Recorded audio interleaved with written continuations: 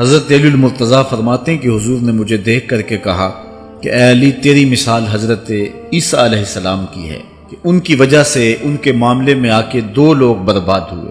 ایک وہ لوگ جنہوں نے اتنی محبت کی کہ ان کو ابن اللہ، اللہ کا بیٹا کہہ دیا، وہ بھی برباد ہو گئے، اور دوسرا گروہ وہ جنہوں نے ان کے ساتھ بغض رکھا اور ان کی ماں پہ تہمت لگائی، وہ بھی برباد ہو گئے۔ حضرت علی فرماتے ہیں کہ حضور نے کہا اے علی، تیرے معاملے میں بھی دو لوگ بربادی میں مبتلا ہوں گے۔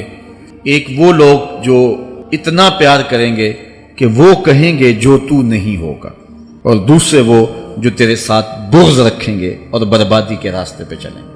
تو دونوں گروہ جو ہیں وہ بربادی کی راہوں کے مسافر ہو گئے۔ ایک نے محبت کی اور اس قدر محبت کی کہ وہ کہا جو حضرت علی نہیں تھے۔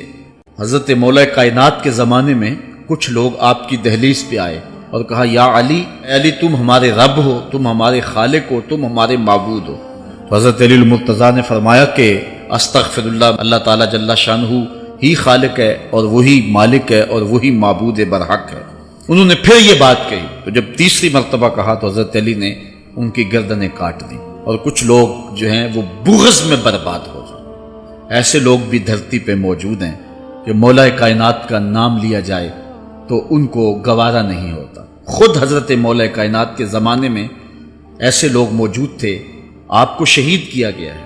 اسلام کی تاریخ انتہائی دردناک ہے۔ حضرت مولا کائنات رضی اللہ تعالی عنہ کو ابن ملجم نامی بدبخت نے تلوار کا وار کر کے جو زہر میں بجھی ہوئی تھی شہید کیا ہے۔ تو یہ بغض اور دشمنی رکھنے والے لوگ تھے جو زمانے میں موجود تھے۔